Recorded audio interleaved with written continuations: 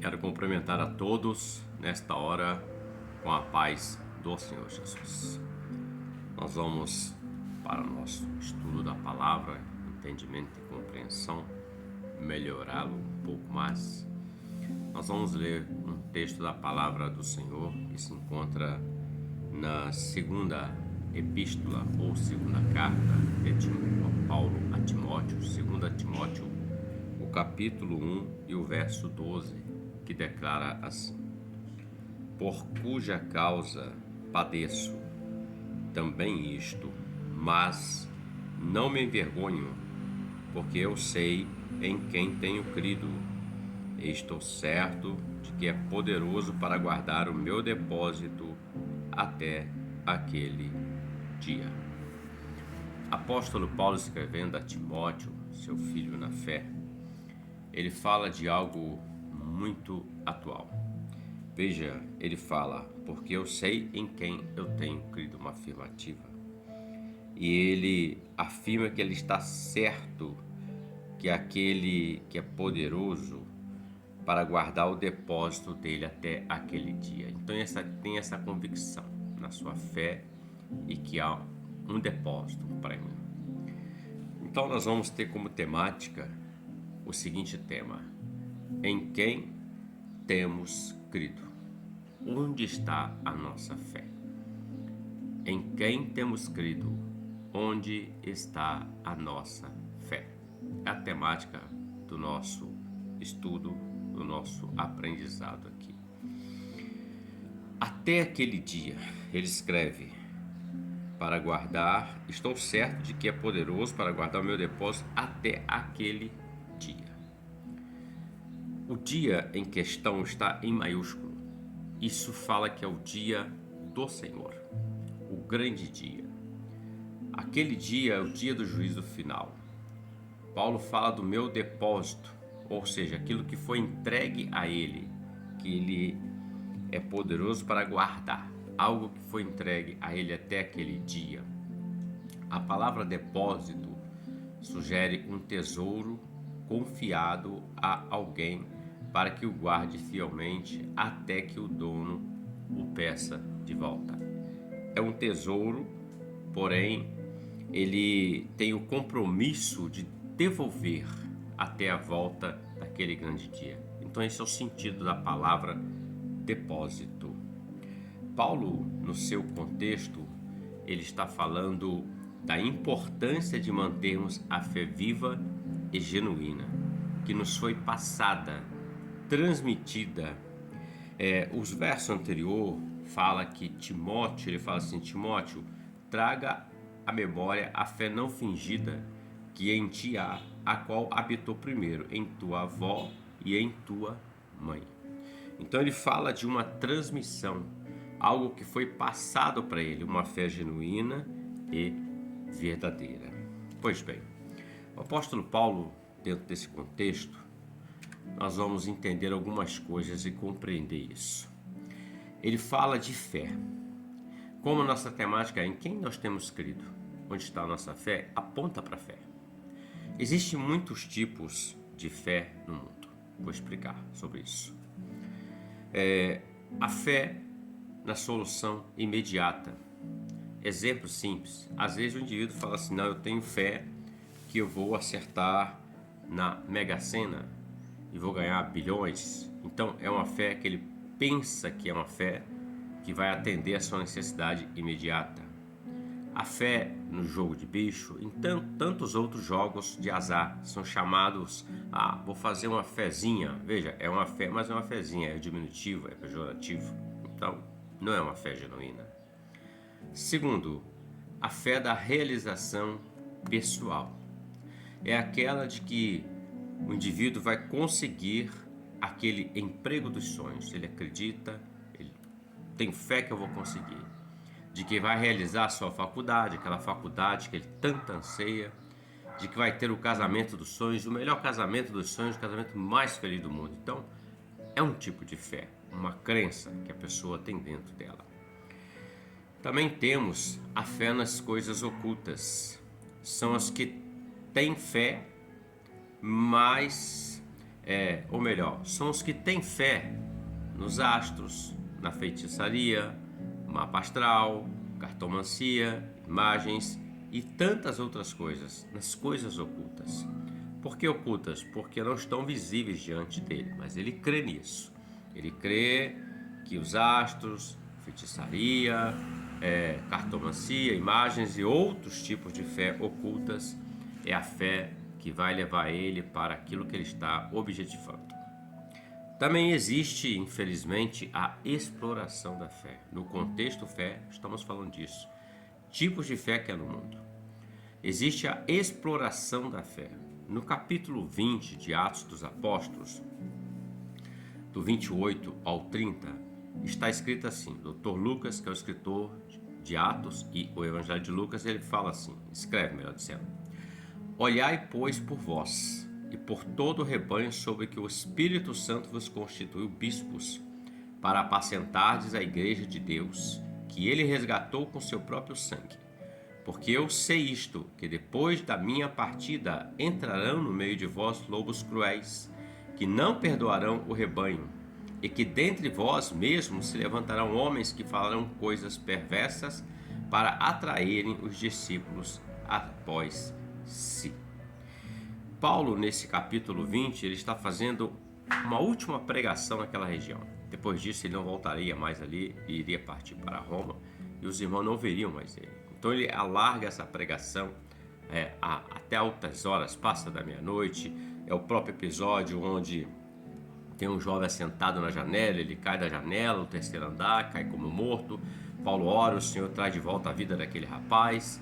Então Paulo, ele começa a declarar acerca dessas coisas. Ele está dizendo: olhai por vós e por todo o rebanho. Ele está dizendo que depois dele, da partida dele, entrarão homens. Quando ele fala lobos cruéis, ele está falando do falso, o falso profeta, o falso mestre, o falso pastor, que vão fazer da membresia ou do rebanho negócio para a sua vida. Então, é a exploração da fé. Você vai e ele toma algo de você em nome da fé, sendo que a fé não precisa você entregar nada fisicamente, materialmente, financeiramente para adquirir aquilo. Não, a fé, ela é dom de Deus, é Deus que dá ao homem, não é o homem que transmite ao homem, mas é Deus que dá pela fé no Senhor Deus Todo-Poderoso, no Senhor Jesus. Pois bem, então há a exploração da fé. Infelizmente existe isso desde aquele tempo passado. Paulo já falava isso, veja bem. E nós estamos em 2024, a exploração está aí, e isso vai continuar até o fim dos tempos, até o grande dia em que Jesus há de destruir todas essas coisas para a glória de Deus Pai. Existe também a fé genuína e verdadeira. Sobre dois prismas, nós vamos falar sobre isso, 2 pontos. Primeiro, a fé, ela tem uma base, uma estrutura, um fundamento, algo em que ela se alicerça, algo em que ela se sustenta, algo em que ela está baseada para suportar todas as aflições, todo o peso das aflições desta vida. Hebreus capítulo 11, verso 1 e 2 declara assim: Ora, a fé é o firme fundamento das coisas que se esperam e a prova das coisas que não se veem. Então veja, ela é um firme fundamento, uma base firme das coisas que se esperam. Você está esperando, e a prova das que não se vê. Você não está vendo, mas você está esperando, baseado naquele fundamento. Porque por ela os antigos alcançaram testemunho. Então, veja, Hebreus está dizendo os antigos, a exemplo Abraão, que foi chamado o pai da fé. Ele creu e isso lhe foi imputado como justiça da parte de Deus. E Abraão creu na promessa. Deus fez uma promessa dizendo: vou fazer de você o pai de uma grande nação. Vou multiplicar a tua descendência sobre a face da terra. E Abraão creu nisso e prosseguiu a sua jornada, até que Deus começou, através de Isaac, o crescimento, a multiplicação da descendência de Abraão. Abraão nunca pisou a terra, Jerusalém, a terra que Deus disse que daria a sua descendência. Mas isso aconteceu, porque ele creu. A multiplicação de Abraão se multiplica todos os dias, quando nasce um hebreu ou até mesmo, digamos entre aspas aqui, um árabe, porque também tem a descendência de Ismael. Então há uma multiplicação. Então a fé, ela tem uma base. Uma fé baseada apenas em crendice, disse-me disse, um ídolo ou algo do tipo, não tem base. O que é o ídolo? Nada, a não ser obras feitas pela mão de homens, não por Deus. Segundo ponto, a fé genuína, ela está baseada em Deus e na sua verdade. João 14, verso 1 está escrito assim, Evangelho de João: credes em Deus, credes também em mim. Jesus está dizendo, creia no Pai e creia também em mim. Hebreus 11:6. Ora, sem fé é impossível agradar-lhe a Deus, porque é necessário que aquele que se aproxima de Deus creia que ele existe e que é galardoador dos que o buscam. João 14:6 está escrito, disse-lhe Jesus, eu sou o caminho e a verdade e a vida. Ninguém vem ao Pai senão por mim. Veja bem, ele está dizendo o, a e a. Então é individual, único. Não há outra forma do homem basear a sua fé em Deus a não ser pelo próprio Filho dele. A exemplo, João 3,16, que Deus disse assim, e está escrito através do apóstolo João, porque Deus amou o mundo de tal maneira que deu seu Filho unigênito para que todo aquele que nele creia não pereça, mas tenha a vida eterna. Veja, o Pai eterno já determinou. Este é o caminho. Quem crê nele, ele vai ter a vida eterna. Quem não crê, não tem a vida eterna. Se olharmos somente esse verso de João 3,16, isso já derruba todos os outros conceitos de chamados fés, entre aspas, conforme falamos anteriormente, fé histórica, a fé religiosa, a fé de que vai subir na vida rapidamente e tal, sem base. A base para uma fé genuína está em Cristo Jesus. Quem estabeleceu esse fundamento foi o próprio Deus Todo-Poderoso que estabeleceu esse fundamento. O apóstolo Paulo também, em 1 Coríntios capítulo 3, e o verso 11, ele fala assim, ó, porque ninguém pode pôr outro fundamento além do que já está posto, o qual é Jesus Cristo. Olha o que ele está dizendo. Ninguém pode pôr outro fundamento. Ele está falando de uma fé. Ele está falando de uma obra, de um alicerce, de uma construção, de um suportar. Ele está dizendo o qual é Jesus. Ele ainda fala no verso 12: e se alguém sobre este fundamento formar um edifício de ouro, prata, pedras preciosas, madeira, feno e palha, a obra de cada um se manifestará. Na verdade, o dia, aqui o dia maiúsculo de novo, dia do juízo, a declarará, porque pelo fogo será descoberta, e o fogo provará qual seja a obra de cada um. Se a obra de alguém que alguém edificou nessa parte permanecer, este receberá galardão. Se a obra de alguém se queimar, sofrerá detrimento, mas o tal será salvo todavia como pelo fogo. Então veja, queridos, a fé ela tem um fundamento, ela tem uma base, e sem fé é impossível agradar a Deus. O Senhor Deus Pai já estabeleceu pela sua graça, bondade, misericórdia e vontade soberana, pelo seu poder, que Jesus é o caminho, seu Filho é a forma de chegar até Ele. Vamos seguir um pouco mais em quem temos crido. Onde está a nossa fé? É a pergunta que nós devemos fazer continuamente. Em quem temos crido e onde está a nossa fé? Bom, Paulo fala assim: eu sei em quem tenho crido.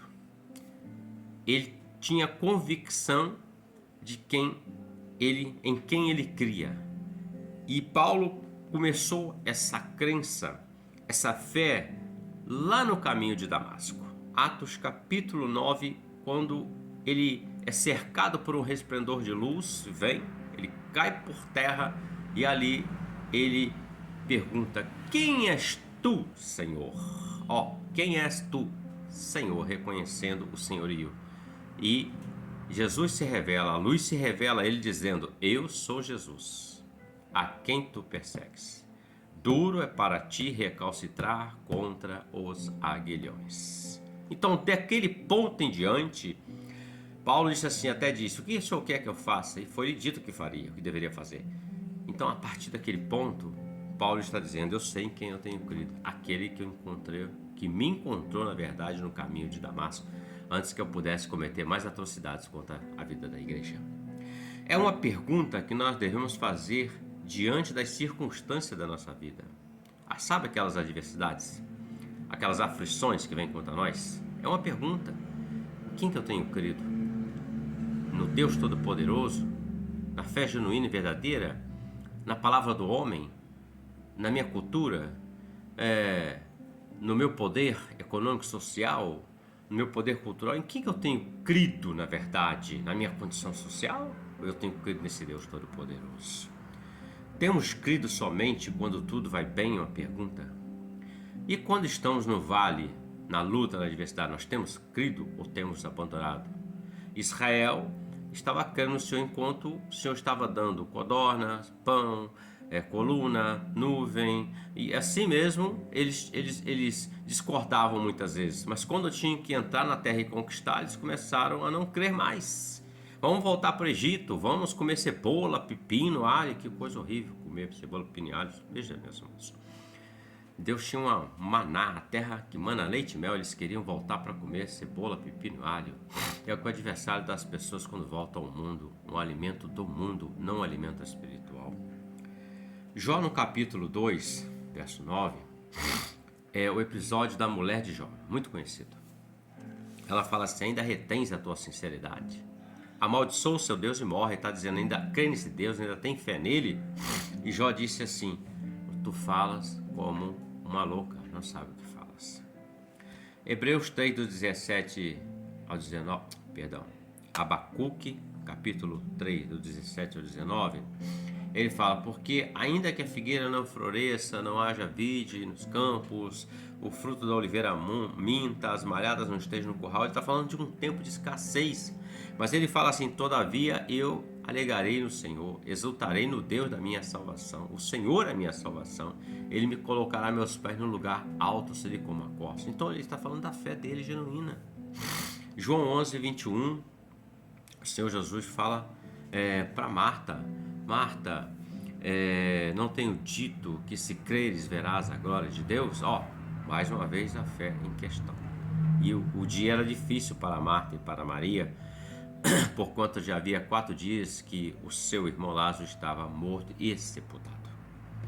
2 Reis 4 fala, verso a partir do 26, da mulher samaritana, da mulher sunamita, a mulher de Sunem, e que havia perdido o filho, morreu, e ela vai até o profeta e alguém pergunta, e aí, como é que vai a sua vida, como vai lá com seu esposo? Vai tudo bem.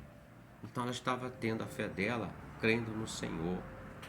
Em Mateus capítulo 4, 14, nós temos um exemplo do apóstolo Pedro andando sobre as águas. Pedro fala assim, se és tu, Senhor, manda-me ir ter contigo sobre as águas. E Jesus disse, venha.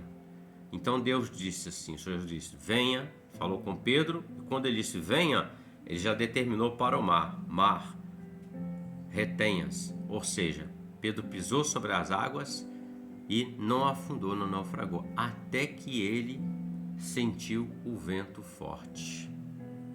Quando ele sentiu o problema, a adversidade, ele tirou os olhos do Senhor. A fé dele estava para naufragar, de fato estava naufragando, até que Jesus estendeu a mão, porque ele gritou, socorre, o socorro vem. O teu socorro e o meu socorro vem do Senhor que fez os altos, os céus e a terra, vem do alto do Senhor dos exércitos. Então, querido, em quem nós temos crido? É uma pergunta, Paulo ainda fala assim, eu sei em quem tenho crido, estou certo de que é poderoso para guardar o meu depósito. Que coisa linda. Ele tinha convicção de que ele sabia que ele estava certo de que ele é poderoso para guardar o depósito dele até aquele grande dia. Um depósito, veja bem. Depósito é aquilo que nos foi entregue, nos foi confiado para guardar fielmente até que o dono do depósito peça de volta. Colossenses 4:17 está escrito assim: Dizei a Arquipo, atenta para o ministério que recebestes do Senhor, para que o cumpras. Atentar quer dizer, põe atenção, faça conforme recebeu, conforme o Senhor determinou a sua vida, e cumpra conforme ele assim determinou. 1 João 2:27, primeira carta: E a unção que vós recebestes dele, fique em vós, dele, o Senhor Jesus, que é aquele quem batiza o homem com o Espírito Santo. Nada que temos é nosso, foi Deus quem nos deu. Às vezes o homem, o Senhor chama o homem, capacita ele, batiza com o Espírito Santo, dá dons, talento, condição. E no decorrer da jornada do ministério, ele começa a confiar muito nele mesmo, naquilo que lhe foi dado, e se esquece que aquilo que foi dado não é dele. O talento, o dom, a unção que Deus te deu, me deu, não é nossa, é emprestada para um projeto, para uma obra, para realizar algo para a glória de Deus Pai, no reino de Deus Pai Todo-Poderoso. Nada que temos é nosso, foi Deus que nos deu. Moisés, por exemplo, quando nós vamos ver sempre a figura do cajado na mão de Moisés. Aquele cajado estava na mão de Moisés desde quando ele apacentava o rebanho de Jetro. Mas a partir do momento que lá diante da sarça que ardia e não se consumia, quando o Senhor diz, lance o cajado ou a vara ao chão, ela se transforma em serpente. Agora pega pela cauda, ela se transforma em madeira. Então, a partir daquele momento, aquele cajado, Deus dotou Moisés de um poder em que ele usava aquele cajado. O cajado antigo era de Moisés para apacentar o rebanho de Jetro, seu sogro. Mas a partir daquele momento, aquele cajado, Deus deu graça a Moisés, deu unção, deu poder para apacentar o rebanho de Deus e não de Jetro. Jetro, entre aspas, tipo do mundo, das coisas do mundo, e o de Deus, as coisas espirituais. Então Deus capacitou Moisés, mas não era de Moisés, é de Deus, porque a unção vem do alto, a capacitação vem do alto para você e para mim. Em Judas, na carta de Judas, do capítulo 1, só tem um capítulo de fato, verso 11 fala assim: ai deles, porque entraram pelo caminho de Caim, foram levados pelo engano do prêmio de Balaão e pereceram na contradição de Coré. Veja, Judas escrevendo essa epístola, depois você lê em casa, é um capítulo só, você vai ver muita informação, revelações, coisas que Judas escreveu naquele tempo, mas que é tão atual nos nossos dias também para a glória de Deus. Ele fala, ai deles. O ai quer dizer um juízo, há uma sentença. O deles está no plural porque ele traz aqui 3 pessoas que estão na palavra para dar exemplo do que eles fizeram e do que não podemos fazer conforme eles fizeram. Veja, ele fala que entraram pelo caminho de Caim. Caim foi o primeiro homicida, segundo relata a Bíblia em Gênesis. Matou seu irmão Abel. Por que matou? Porque tinha ciúme das obras dele. Porque as suas obras eram más, mas do seu irmão era boa. Então, ele fala do exemplo de Caim, que quis matar, que matou o irmão, porque a obra do irmão chegava até os céus, mas a dele não. Mas Deus não o rejeitou. Deus disse, se ires bem, não te irá bem. Ou seja, se você praticar o que tem que ser, tudo vai bem. Deus não rejeitou Caim, rejeitou apenas aquele culto, aquela oferta que ele levou diante do Senhor, o culto dele. A de Abel foi diferente, mas ele resolveu matar o irmão dele no campo. Ou seja, tem muitos que estão matando os seus irmãos no campo, ou seja, no campo de trabalho, no campo onde estão juntos, em várias ações. E foram levados pelo engano do prêmio de Balaão. Balaão, um profeta muito conhecido do Antigo Testamento, em que tentou profetizar contra o povo de Deus, os hebreus, e Deus mudou a palavra na boca dele para abençoar. Mas esse homem, o texto fala do prêmio porque ele estava vendendo o seu ministério. O chamado da profecia, ser profeta, boca de Deus, era chamado de Deus. Tinha unção sobre eles para ser um profeta. Mas ele estava usando do dom, do chamado, como um meio de vida. Podemos dizer, o ministério profissional. Nós precisamos tomar muito cuidado com isso, porque, infelizmente, tem muitos que entram para a igreja, entre aspas, para adquirir um ministério profissional. Não é como chamado, não é comissionado, mas é profissional. Ou seja, ele é profissional da fé. E muitos até, não digo todos, é lógico, porque Deus conhece o coração de todos. É Deus que separa. Mas nós podemos observar que muitos estão exagerando naquilo que é chamado comércio ou ministério profissional. Não existe ministério profissional. Vamos olhar para os apóstolos, vamos olhar para Moisés, vamos olhar para Elias, Eliseu, Ageu, Jeremias, o João Batista. Vamos olhar e ver que não existia isso.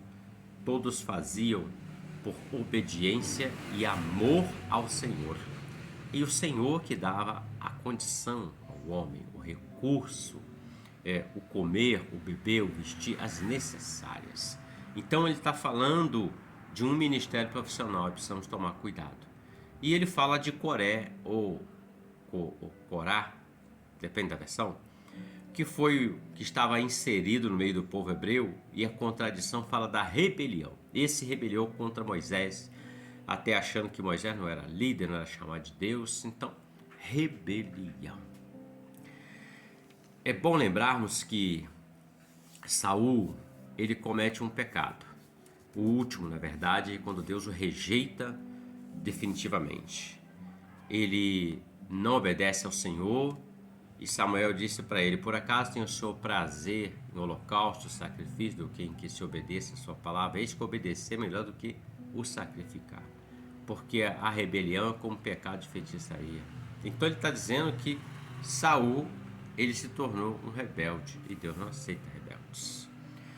Outro ponto, a igreja de Filadélfia, no capítulo 3 de Apocalipse, verso 11, está escrito assim: eis que venho sem demora, guarda o que tens para que ninguém tome a tua coroa. Então Paulo está fazendo alusão de um depósito, e para a igreja de Filadélfia, o próprio Senhor Jesus escreve na carta dizendo o seguinte: guarda o que tens, para que ninguém tome a tua coroa. Então tinha algo sobre eles. Ele está dando um conselho: guarda, para ninguém roubar essa coroa, esse depósito. Até aquele dia, né? Paulo fala, porque eu sei em quem tenho crido, e estou certo de que é poderoso para guardar o meu depósito até aquele dia, o dia do juízo final. Em Mateus 25, do 33 ao 36, está escrito: e porá as ovelhas à sua direita, os bodes à sua esquerda.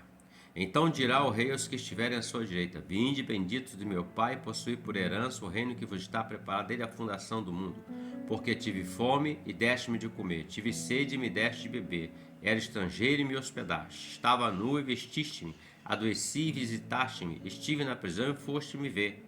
Filipenses 3,14, Paulo fala assim: prossigo para o alvo pelo prêmio da soberana vocação de Deus em Cristo Jesus. Pois bem, o grande dia em que o próprio Senhor vai separar as ovelhas dos bodes. Principal característica da ovelha: ela ouve o seu pastor, ela obedece. Do bode, ele é sempre rebelde em desobediência. Ele vai separar. Ele é que vai separar as ovelhas dos bodes. É o grande dia. E Paulo fala que ele prossegue em direção a esse grande dia, conforme Filipenses 3,14, para o alvo, para o prêmio da soberana vocação. Então, qual é o seu alvo? Qual é o nosso alvo? Nosso alvo é Cristo. Paulo declara em 1 Coríntios 15, 19: se esperamos em Cristo só nesta vida, somos os mais miseráveis de todos os homens. Então, concluindo aqui o nosso estudo, é breve, rápido. Em quem temos crido? Onde está a nossa fé? Se nós esperamos em Cristo só com a fé temporal, terrena, para essas coisas da vida, somos os mais miseráveis dos homens. Por quê? porque a fé ela vai levar o homem para a eternidade. Na eternidade com Deus, as ruas são de ouro, mar de cristal. Ouro lá não é como hoje aqui que as pessoas matam o outro por isso, não. Lá você é pisar sobre o ouro. É o depósito, é a salvação, é a vida eterna. Continue crendo no Senhor e não abandone nunca a sua fé. Reflita sobre isso e que Deus nos abençoe por esta palavra em nome do Senhor Jesus. Amém?